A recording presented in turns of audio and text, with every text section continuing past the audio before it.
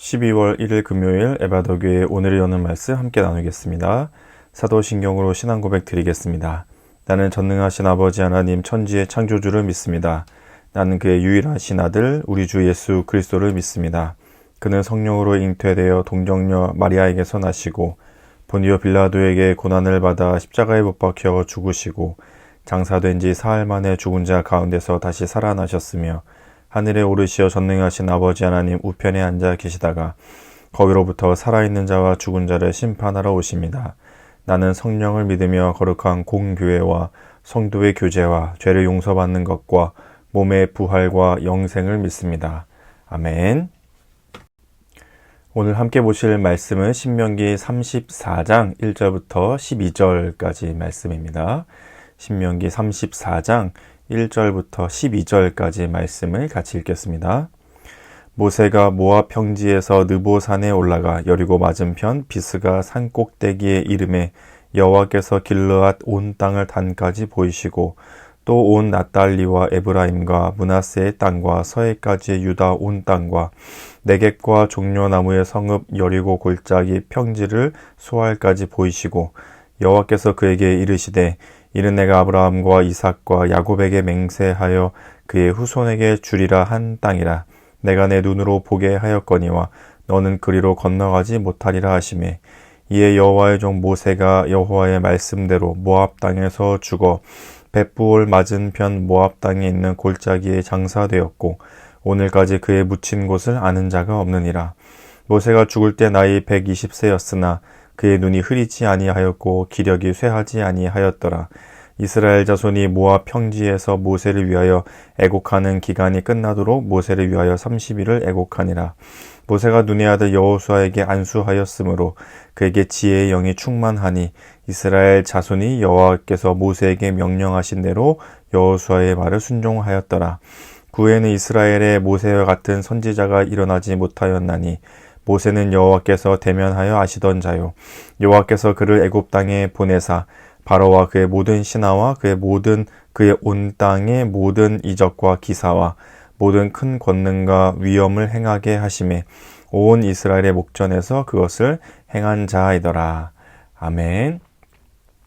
우리가 11월 또 한 달 동안 살펴보았던 신명기 말씀에 이제 마지막에 해당하는 부분이고 이스라엘 백성들의 출애굽부터 이 광야에서 가나안에 가기까지 이끌어 왔던 지도자 모세의 죽음으로 이 신명기가 이제 마무리가 되고 있는 본문입니다.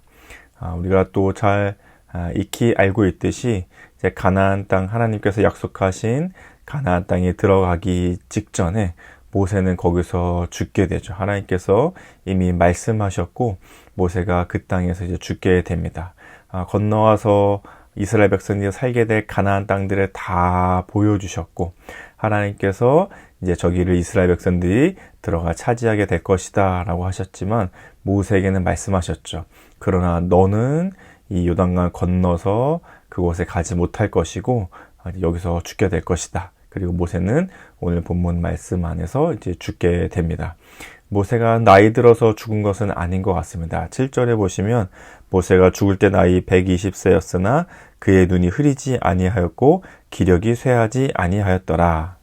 이렇게 말씀하신 것 보니까 모세가 나이가 들어서 죽을 때가 되어서 죽었다기보다 모세는 아직 건강상에 죽어야 될 때는 아니었지만 하나님께서 모세가 들어가지 못하게 하신 이유들이 있었다는 것을 알 수 있습니다.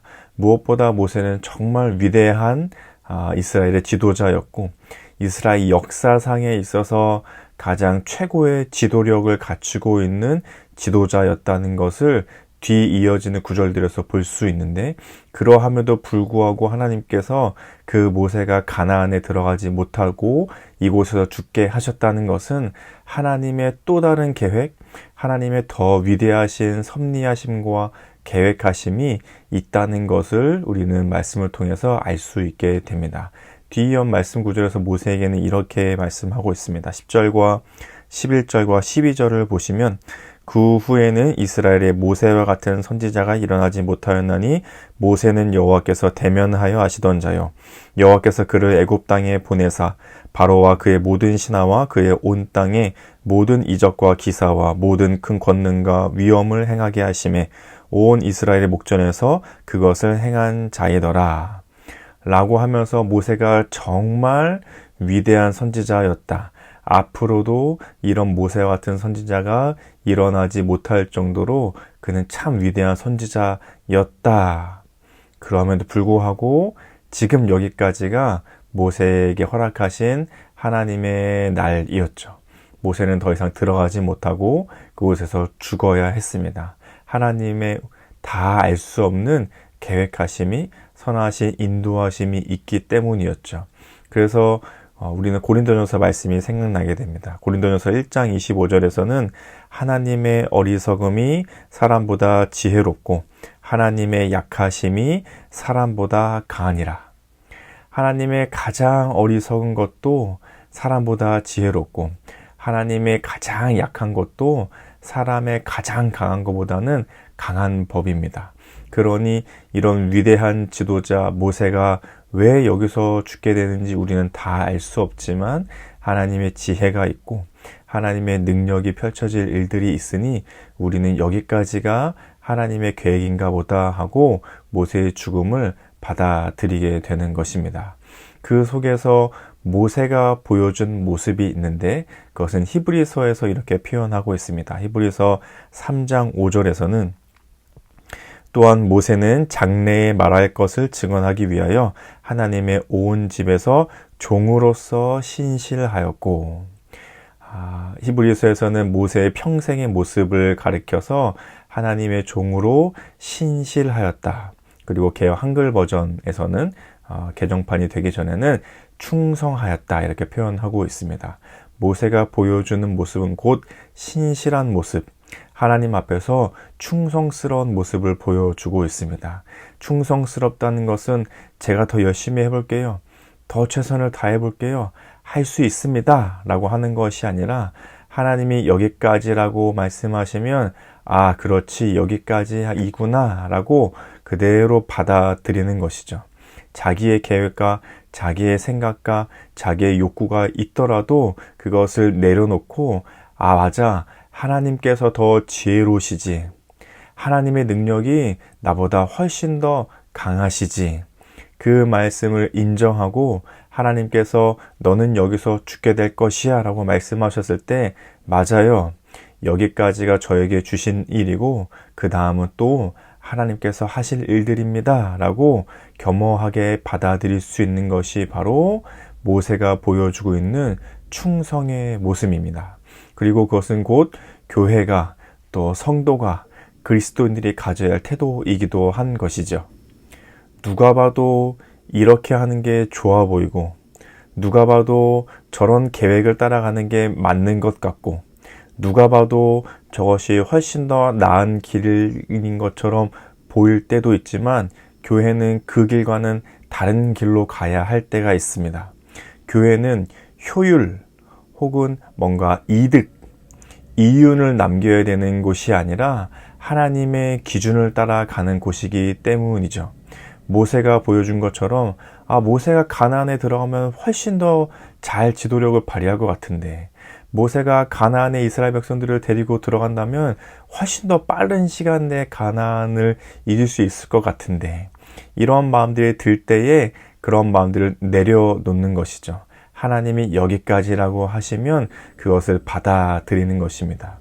교회는 효율이나 이득이나 이윤을 취하는 곳이 아닙니다. 그렇기 때문에 기준이 달라야 하는 것이죠. 우리는 그 기준을 따라가는 교회이며 성도이며 그리스도인들입니다. 그래서 때로는 효율적인 것이 나타나지 않을 때도 있습니다. 때로는 손해를 보아야 되는 것처럼 해야 되는 일들도 있습니다. 그것이 돈이 아깝거나 일하는 시간이 아깝거나 사람들의 손길이 더 많이 들어가는 것처럼 보이더라도 우리는 그것을 해야 할 때가 있죠. 그것이 바로 교회이기 때문입니다. 그것이 바로 하나님의 말씀과 하나님의 기준을 따라가는 성도이기 때문에 그렇습니다. 우리는 세상과는 다른 기준과 다른 판단을 가지고 살아가야 하는 것이죠. 그것을 가진 모세의 뒤를 이은 지도자가 나타나게 되는데 그게 바로 여호수아였고, 그 여호수아를 가리켜서 성경에서는 이렇게 표현했습니다. 오늘 본문의 9절을 보시면, 모세가 눈의 아들 여호수아에게 안수하였으므로 그에게 지혜의 영이 충만하니 이스라엘 자손이 여호와께서 모세에게 명령하신 대로 여호수아의 말을 순종하였더라. 모세가 가지고 있던 그 지혜를 여호수아도 가지고 있었습니다. 여기서 말하는 지혜는, 성경에서의 지혜는 여러 가지로 표현이 되겠지만 중요한 것 한 가지는, 여호수아 역시 모세처럼 하나님의 말씀을 따라 그 기준을 따라 살아갈 수 있었고, 그리고 그 말씀과 기준을 따라 이스라엘 백성들을 잘 지도할 수 있는 지도력을 갖춘 사람이라고 볼 수 있을 것입니다. 그것이 여기서 말하고 있는 지혜이지요. 하나님의 말씀, 하나님의 기준을 따라 그에게 주어진 일을 적절하게 잘 해낼 수 있는 능력, 그것이 바로 지혜입니다. 그것이 바로 여호수아에게도 있었죠. 모세가 그랬던 것처럼 모세가 하나님의 기준, 하나님의 말씀을 따라 이스라엘 백성들에게 지도력을 발휘하면서 여기까지 데리고 온 것처럼 여호수아에게도 바로 그 지혜가 있었습니다.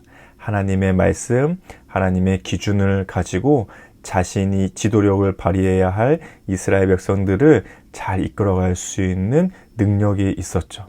그것이 바로 오늘을 살아가는 우리가 구해야 할 하나님의 지혜입니다.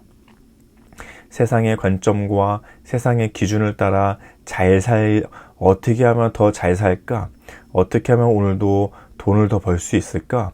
어떻게 하면 오늘도 나에게 주어진 일을 효율적으로 해낼 수 있을까? 어떻게 하면 오늘도 내가 하는 일들을 기준에 따라, 세상의 기준에 따라 돋보이게 할 수 있을까? 물론 그것도 너무나도 중요하지만 우리가 갖춰야 될 기준, 우리가 갖춰야 될 지혜는 하나님의 말씀과 기준을 따라 내가 해야 될 일들에 적절하게 해 나갈 수 있는 하나님의 능력을 구하는 것입니다. 그것이 내 삶에, 그리고 우리 가정 안에, 그리고 내가 일하고 있는 일터 안에, 내가 살아가고 있는 삶의 자리들에서 하나님께서 주시는 지혜로 적절하게 잘 해낼 수 있는 능력이 우리한테 주어지는 것, 그것이 바로 지혜이죠. 그런 지혜가 오늘을 살아가는 우리 에마다교회 성도님들의 삶에 가득하기를 예수님의 이름으로 축복합니다. 하나님의 말씀과 기준을 따라 내 삶에서 적절하게 행할 수 있는 능력, 행할 수 있는 지혜를 하나님께서 우리에게 베풀어 주실 것입니다. 모두가 옳다고 하는 것이 옳지 않을 때가 있습니다.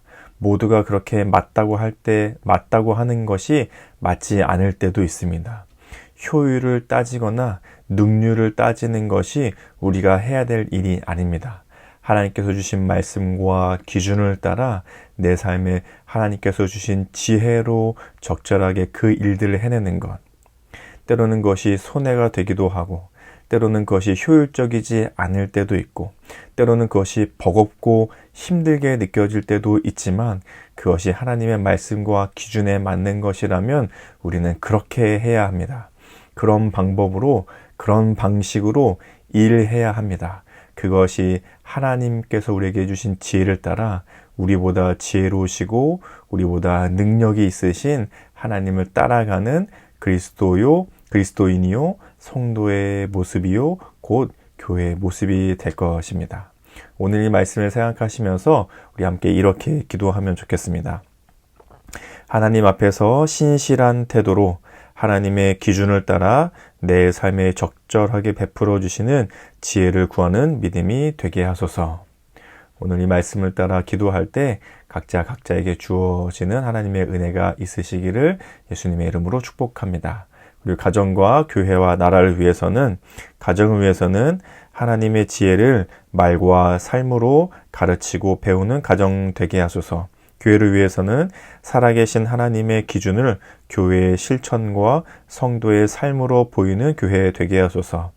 우리 나라를 위해서는 하나님의 지혜를 가진 그리스도인들을 통해 이 땅에 하나님의 나라가 세워져 감을 소망하게 하소서. 이런 기도 제목으로 같이 기도하면 좋겠습니다. 그리고 오늘 우리 공동체 기도 제목으로는 빈준범 청소년의 기도 제목인데요. 개인의 기도 제목은 하나님께서 우리 곁에 있다는 걸 잊지 않고 지금처럼 성실하게 교회에 나왔으면 좋겠다. 가정을 위해서는 엄마가 이번 연도부터 새로운 일을 시작하는데 아무 일 없이 잘 적응할 수 있게 도와주세요.